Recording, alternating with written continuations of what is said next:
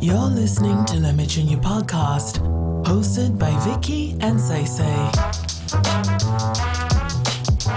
Let me tune you, listen, let me tune you. Let me tune you, listen, let me tune you. Listen, connection, let me tune you. Hello, and welcome to Let Me Tune You podcast. I am Say and I am Vicky. Today's topic, guys, is one of those that is so important and it comes up so much times. We have to get into it. Our hair. In the words of India Ari, I am not my hair. I am not my skin, and I am not your expectations. I don't know. I just felt like it was very important to share that point. Now let's get into it. Let's get into it. Whenever we think about mixed or black hair, there's always this idea that we need to conform to a certain standard. Something, you need your hair to look a certain way in order for it to be considered professional. Now, it's not really spoken about outright, but everybody knows that you have to have your hair in a certain way or in a certain texture in order for it to look presentable.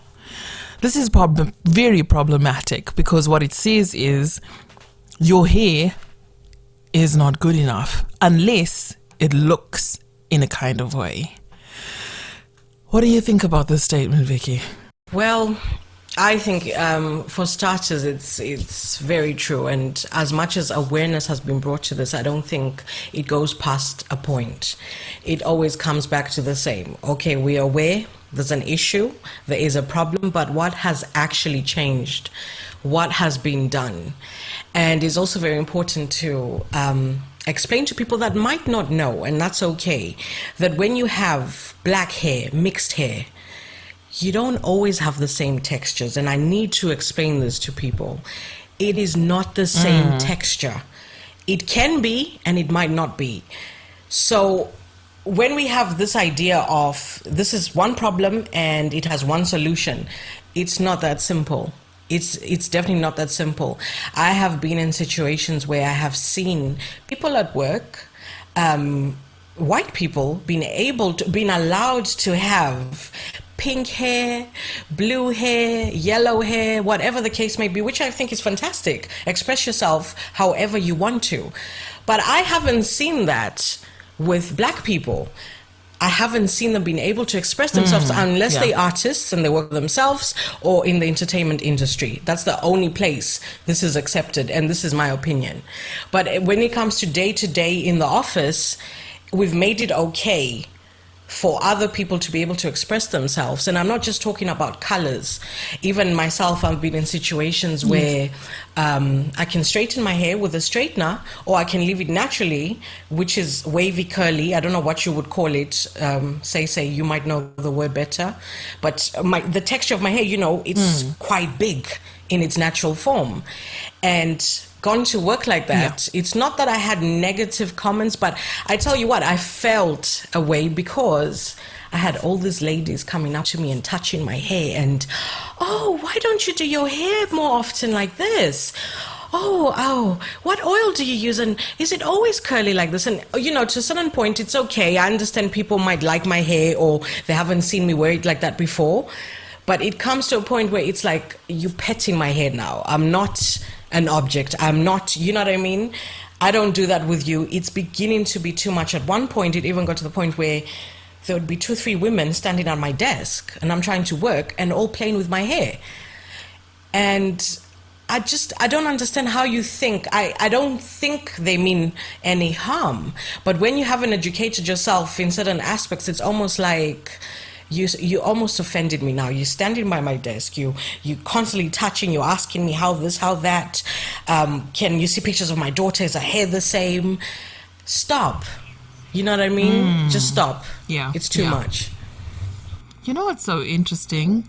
One of my daughter's friends, my daughter is 11 years old. One of her friends, now we live on the outskirts of a major city, and anybody who lives in the UK knows that on the outskirts there isn't that much diversity. And one of her friends actually said to her, because she'd gone with her hair. She was like, Mom, I'm going to take my hair in afro when I go to school. I was like, okay, but you must know that people are going to touch your hair. And if they do, you can turn it into a joke. Or if you want to, say, look, you're going to pay me every time you feel like you need to touch my hair. I tried not to make it a big thing. It's going to happen. It's one of those things. Okay, cool. And then everyone was touching her hair because there's the fascination. Wow, I haven't seen it before. Wow, you know what I mean? So I understand from that perspective. I understand it. And then she turned and asked her friend. She's like, "Yo, everybody else is touching my hair. How come you're not touching my hair?" And she said her friend turned and looked at her dead in the eyes, and she says, "Well, there's no need to touch your hair. Your hair is your hair. Right. I don't have to keep on touching your hair to know that your hair is your own." And I was like, "Whoa, hold on." Because this little girl hasn't got that many black friends, but she has the awareness to know that it's not appropriate to keep on touching and petting somebody else's hair. I was like, whoa, okay.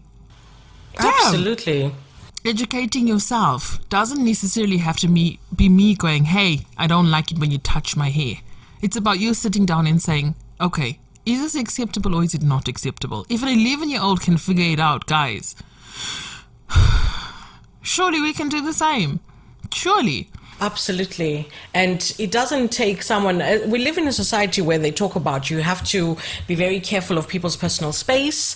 You have to be very sensitive to people's opinions, likes, dislikes, whatever the case. So what makes people think it's okay to actually come and group around you and treat you like some sort of, oh, I've never seen this before. I get it. Get it. You might want to feel my hair. It goes a long way if you ask first. And most of the times you'll feel away by saying no, okay? But sometimes, if you catch me on the back, I'll say, no, I have done before. No, I'd rather you didn't actually. Yes, I'd rather you just social distance. You can look at it from afar, have your own perceptions and opinions, but it just gets overwhelming. And I can imagine for a child to have gone through that, even though for children, you can understand the naivety of never seeing it because they haven't mixed with kids that are different. But for this one child to come out and say, no, I'm respecting your personal space. I don't need to touch your hair to know that hair is different to mine. I don't need to touch you. I was amazed by this little girl, and she's got the most manners I've come across. I was just like, wow, whatever her parents are doing or whatever she is doing to educate herself, like carry on doing that. Going back to the point about work, I know a nurse, like pretty high up in her career, and she was transferring she wanted to change jobs from one council or whatever to another. And then she came to drop off her kids by me. So she was like, oh, do you mind if I drop off the kids? I need to go for an interview. Cool, man, I ain't doing nothing. Bring the kids. I love your kids anyway. And then she rocked up. Now this lady at the time she used to have dreadlocks. And I'd never see her in a wig, ever. And she rocked up on this day and she was wearing a wig. And the first thing I said to her, I was like, did you cut your hair? And she said, no. I said, so you're wearing a wig? She said, yeah. I said, I hardly ever see you wearing wigs. She's like, yeah, well, listen, so I'm going for an interview. Oh my God. And I don't want them to judge me on the basis that I've got locks. So I'm going to wear a wig. That's what it is. Just so that I can get through and get the job. Once I get the job, I'll go back to my natural hair. Yep. It's not a problem. But in order to be presentable, I need to wear a wig. And I was like, yo. Oh my God. Yo. Yeah. Yeah. That's the basis. You know what I mean? Like you work so hard, like your CV basically sells itself. Like, look, I have the experience, but you still have to go that extra step to make sure that when you walk in there, people don't automatically assume you're a drug dealer because you've got locks. It's madness. It just... There's a lawyer in the States at the moment who his locks are quite long, and he decided, he's like, no, I'm not going to, because they asked him, can you cut your locks, please, in order for you to, start practicing as a lawyer? And it was a thing. He was like, no, I'm not going to. And he had to fight. And eventually there's actually a picture of him circulating on social media at the moment saying, look, he refused to cut his locks and he's actually signing in as a lawyer. We definitely need more of him. Yeah, that's the thing. Whatever imagery imagery, through media, through books, through history, through narration, through narratives, throughout history, they have put this perception, this image on everything bad must look black, must have a black hairstyle, must have a black connotation somehow to it, must have a black accent, must have a black belief. I mean, look how they've changed. I know this is completely going out of topic. Voodoo became witchcraft and evil. No, actually, do your research. It has nothing to do with any of the above. But again, I'm not going into that. Yes. But if you know, you know. Yeah. Anything It's a to do with religion. anything. Yeah. For me, why would you even ask someone to cut their locks off? What is it that you are scared of? What is it that you are scared of when you see this? Madness. That makes you so intimidated? Perhaps you need to have a conversation with yourself. You need to have a conversation with society. You need to have a conversation with the people that have created this narrative and why this narrative is there. But people don't want to have this conversation. They are comfortable in mental poverty.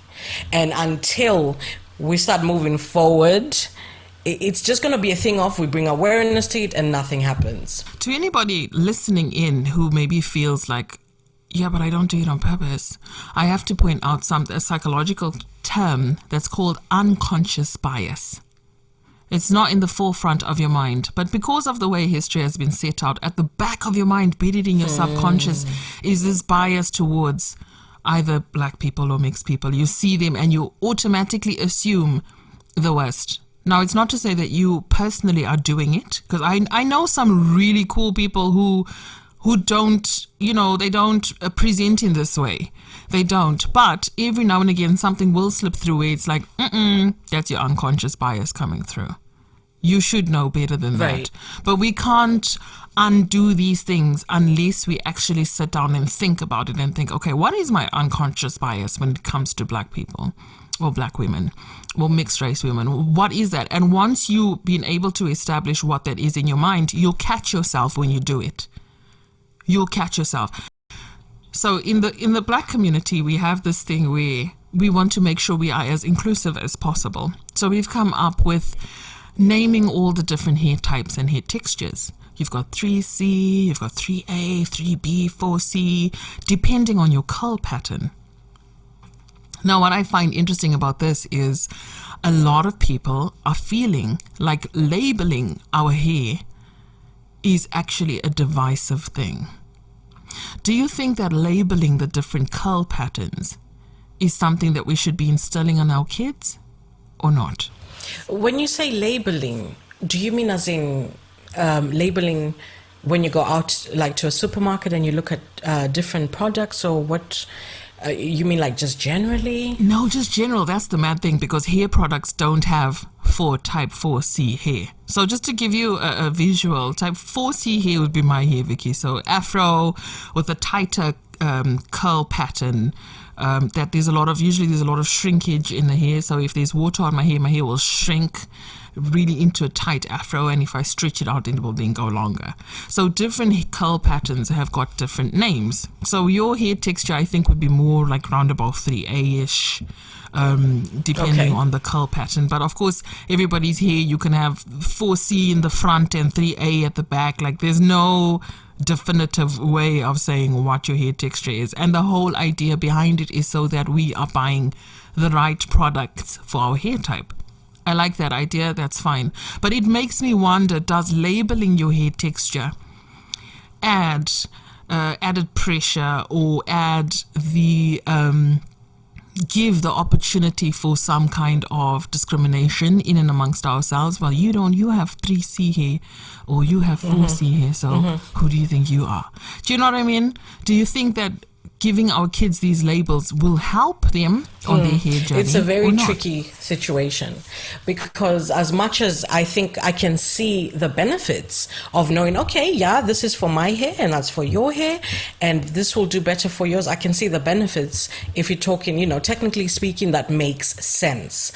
But not everything is that simple, because even when we spoke about colorism, okay, and this aspect comes into it, this would just give already ignorant people and I'm not dissing the ignorant person, I'm just stating facts, in an already ignorant platform that a lot of people have, that, as you said, was it conscious bias?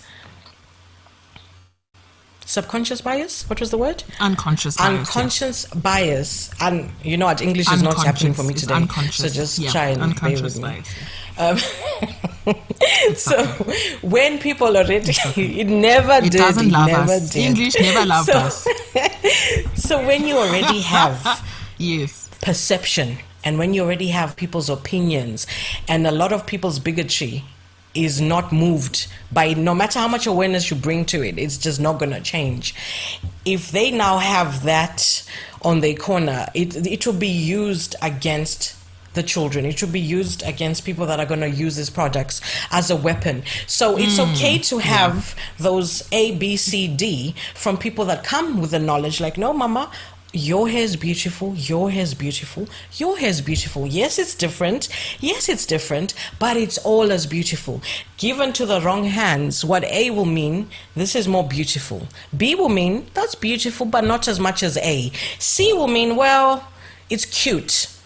D will mean, well, you know, by this point here, just whatever. So given to the wrong hands, unless we have the correct education, unless we have schooled and educated people to the point of understanding how they need to sell this, it will do more damage than it will do any good. And that is unfortunate, because we need that. We need that in society. My hair is mixed. My daughter's hair is mixed, but we have different textures. What I use in my hair is not what I use on my child's head. You know what I mean? And I explain that to her, no, mama, this is for this, that's for that. You need a bit different here, I need a bit different there. I never place it on, you know what, your hair is more this. So there you go. You know, we have to watch our language. We have to watch how we come across. So that put in the wrong hands with the wrong mindset is very dangerous, and it's unfortunate, because this is why we need more educational talks, and not just to white women having mixed race children, okay? Black women having mixed race children, mixed women having mixed children. We all need to have this talk together so they can understand where we're coming from. We can understand where they're coming from. We can understand how they've grown up, the conditioning they've had. And don't get it twisted, myself as a mixed woman, 35 years old, I've had a lot of conditioning in myself.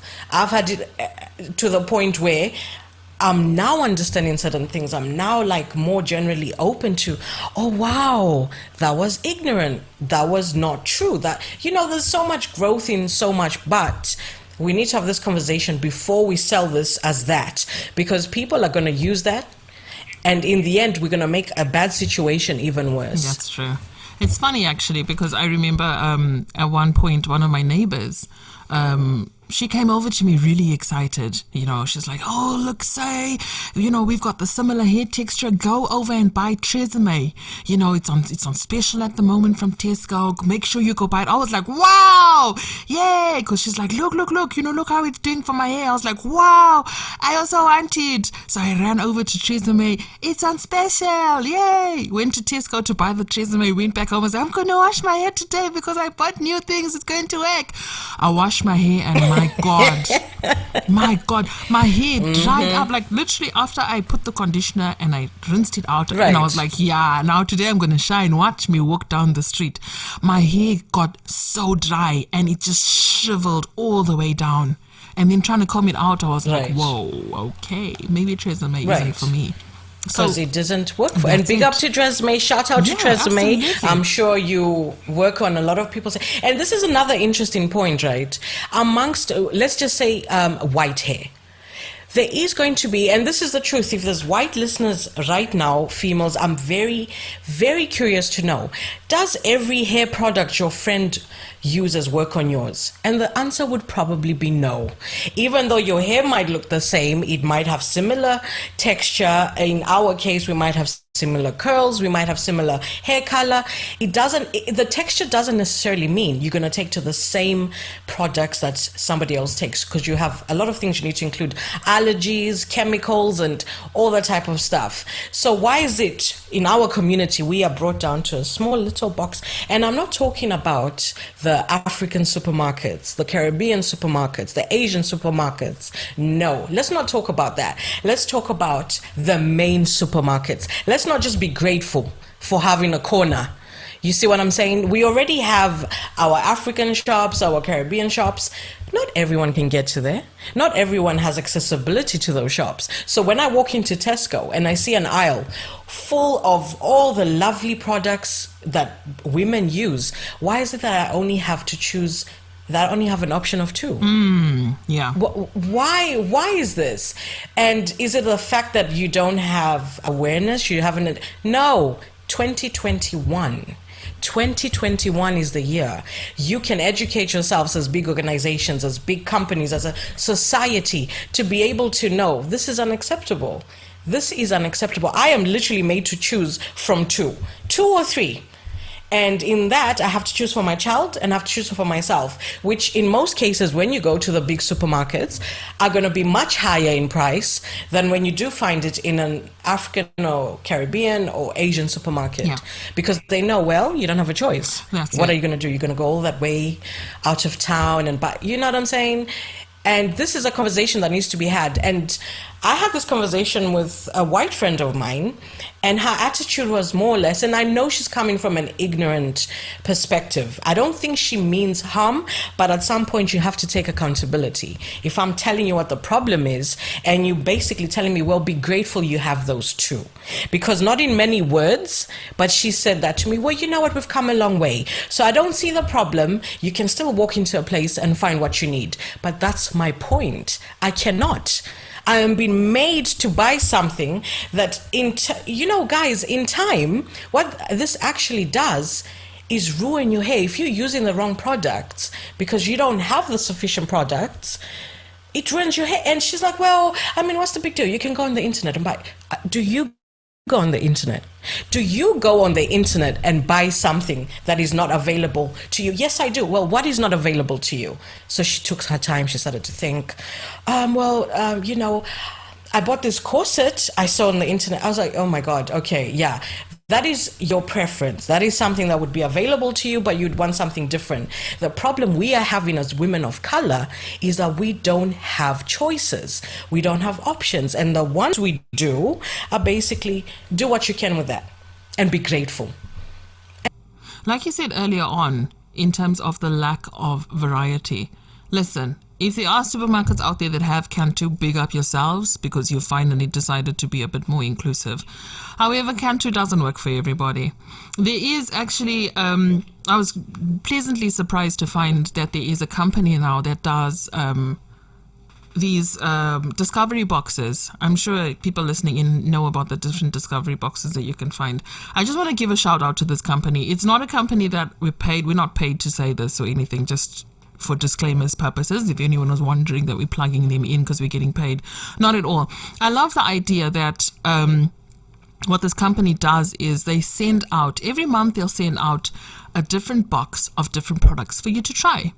Now, if you are still trying to figure out what products worked for you, this is the perfect company to choose from because you don't have to try and find your local Caribbean shop or go to your local Asian shop, or you know what I mean? Because sometimes it can be a bit overwhelming when you get there and you find all these products and you're like, holy crap, what am I supposed to use? I don't know. Then you can't, and some of these products are really expensive as well.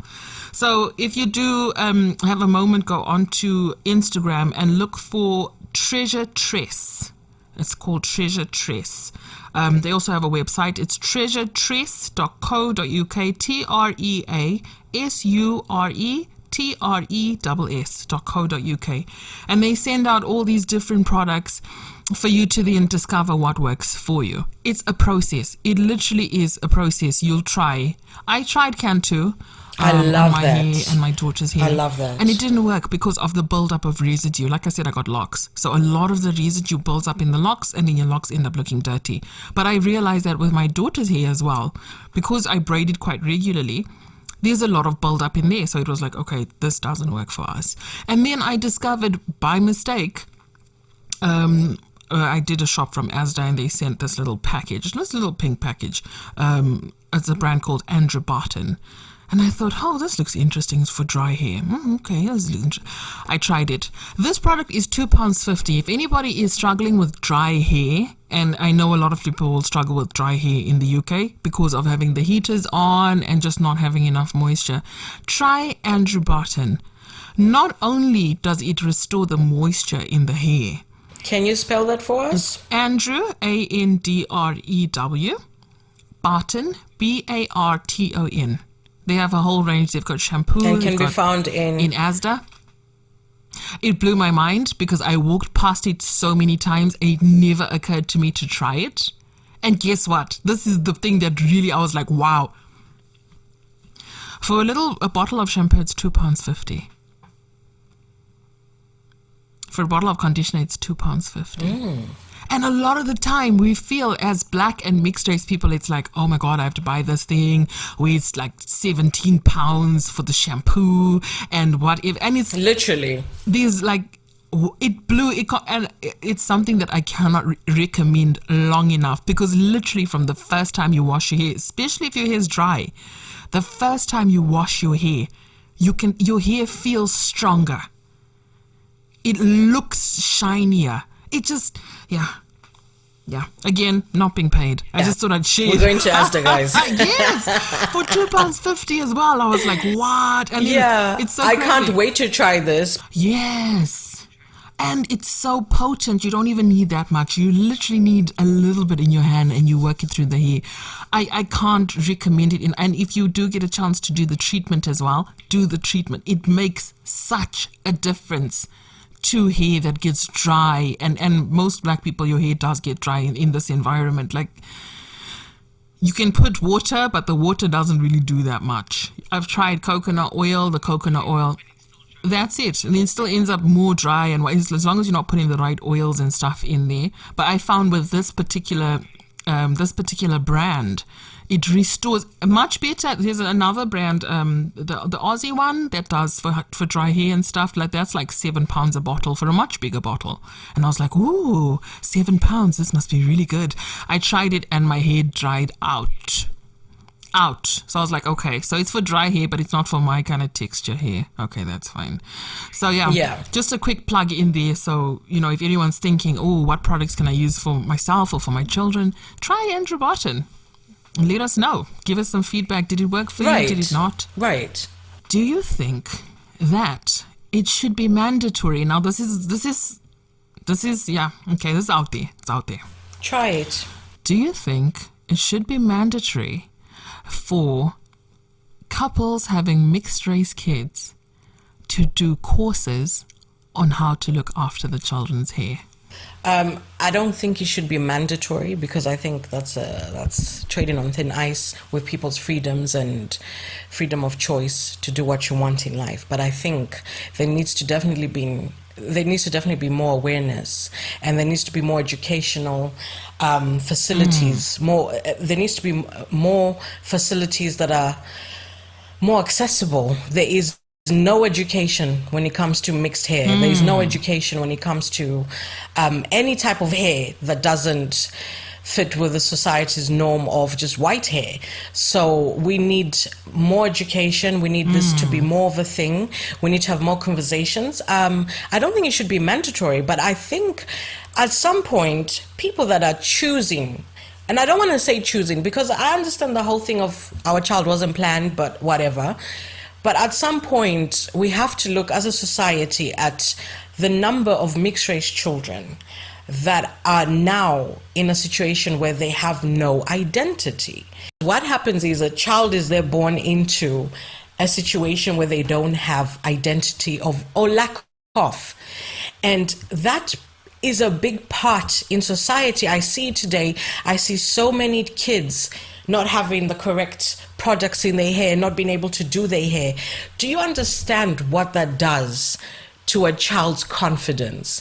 Where do we even begin to have these conversations where it's like, if we start having these conversations, it's almost like, oh, I'm against this. No, I'm mixed race. I'm a product of interracial relationship. I have nothing against it. And I'll be the first one to tell you, my Greek side was not educated in the least of how to do my hair or what to do with my hair or what products to use or how to brush it. They didn't know. My African side, more or less the same, because I have the mixed hair. So it's like even the mixed people in my family would have different mixed hair to mine, which is absolutely fine. But they knew how to do theirs, they just didn't know how to do mine. And the Greek side, where they all had more or less the same hair to each other. And I was left as a child to figure out what to do with my own hair. I couldn't go into a shop and find any product that would work for my hair, so I had to use their products. It didn't work. I went through a very long time in school, in Greece, through schooling, being bullied, being told I look different. Why is your hair like this? Why is your hair like that? You know what I mean? And certain plaits wouldn't work for my type of hair. It wouldn't stay down. You know, what they would try with the other kids. Well, I have different texture. It's not going to work. They didn't know. So yes, we need to start taking responsibility in, if you decide you're going to have a child and it's going to be mixed, whether you decide or not, you're going to be in this child's life or whatever the case may be. This is a big part. You have to, if you don't know, educate yourself, get the support, go on YouTube, go on Google. Go to a lady that you think, okay, you know what? It's happened to me. I've had ladies in Superdrug come up to me and ask, I don't mean to be offensive, but my granddaughter or my daughter's got mixed hair. It's similar to yours, but I don't know what to get. Okay, try this, try that. I'm not telling you it's going to work, but where you should go is there, this, that, and the other. So you start guiding, supporting. I definitely a shout out to all the people that take the time and ask and want that support and are okay. Because a lot of people are also afraid of being shamed with asking. They don't want to ask because they don't want to offend you. They don't know how to ask you. They don't know if it's going to come. No, just ask. And in turn, we should also be welcoming when people ask us certain questions. We don't know where they're coming from. Yeah. We don't know this situation. I live in an area where there's a lot of mixed race kids, and I always find that the mixed race kids are always walking with their grandparents, predominantly white grandparents, and I see them a lot of times in the shops trying to figure out what to get for their hair. Like, guys, this is an actual thing. This is an actual thing. So yeah, sorry, to answer your question, I don't think it should be, no one should be made to do anything, but there should be more awareness. There should be more in schools. There should be more education on this. There should be more acceptance, and it starts from media, from education aspects. It starts from organizations like Women's Aid, being able to counsel women for several different things, including traumas through colorism and, you know, racism. There's so many aspects that are not touched on. So I hope that makes sense. Long ass answer, but it does. No, it does. And also I just want to reiterate as well, shout out to those people who are not afraid to ask the question, because I think sometimes people get afraid. They don't want to be labeled as, oh, maybe I'm going into areas of racism by asking this question. No, you are trying to educate yourself. Ask somebody. And it's so funny because I was going back and forth. I remember I phoned my mum not that long after my kids started going to school locally, and there's this little girl, gorgeous little mixed race girl. Like, this little girl, I was like, wow, this girl is so cute. But you could see that her mom didn't know how to do her hair. So every day you could see it's like this child either just woke up and go, or they tried. You can see sometimes that they try to comb her hair and then halfway they gave up. Maybe she was crying, maybe she wasn't, I don't know. But it got to the point where I actually started feeling a kind of way, and I had to say to myself, like, say, mind your business. Say, mind you. But eventually I got to the point where I was like, no. So I tried to make friends with her mom. Her mom was quite offish. I was like, okay, cool. Then I realized, this is her dad. Okay, cool. So, good morning. Yeah. And then after, exchanging good mornings after a couple of weeks, I said to him, and it was so difficult for me to do this. I remember I phoned my mom. I was like, Mom, should I? She's like, I don't know, maybe you should mind your business. I was like, I don't know. And then eventually I was like, okay, you know what? So as we were walking, I said to the dad, I was like, you know what? I'm really not trying to mind your business. But if you need somebody to help you with your daughter's hair, I got you. Right. Do you know, he actually stopped walking and he looked at me. the way he looked at me, I was like, damn. And he said, you know what? I'm going to tell her mother. I was like, okay, cool. I was like, okay, maybe I've overstepped. Like, let me mind my business. Oh my God. Like, then I started feeling bad. I was like, oh my God, it's none of my business. But every time I looked at this little girl, I was like, Sha, there's no need for this little girl to be walking around with this afro that looks like it's half combed, half. But it was such an important lesson to say, okay, it's okay if you do see somebody, offer support, don't offer shame or ridicule. Offer support, step back. If they want to take the support, they will. If they don't want to, they won't, and that's okay. This has been such an interesting conversation. I'd really love to hear any feedback from listeners. Have you maybe struggled? And you know what? It's not just people with mixed race children that struggle with their hair. Black people struggle with their hair too. We are trying to unlearn so much stuff that we've been told is negative about ourselves and relearn, how to do stuff better for ourselves and for our community. So if there is anybody out there that's listening, that maybe like to add something about their hair journey, they'd like to have some tips, they'd like to, maybe make sure if you've checked out Treasure Trace and you want to share a review or anything, be sure to let us know. If you do go and subscribe to them, please make sure you do a hashtag #LetMeTuneYouPodcast so they know that we sent you, even though they don't know that we're doing this. So if you have tried the Andrew Barton stuff from Asda or from Tesco, let us know if it worked for you. Because the only way to get comfortable about these conversations is to actually talk and share our experiences together. I am not my hair, I am not my skin, and I'm not your expectation. Shout out to India Irie. Thank you for listening to today's episode of Let Me Tune You podcast. Let me tune you. Thank you for listening to Let Me Tune You podcast.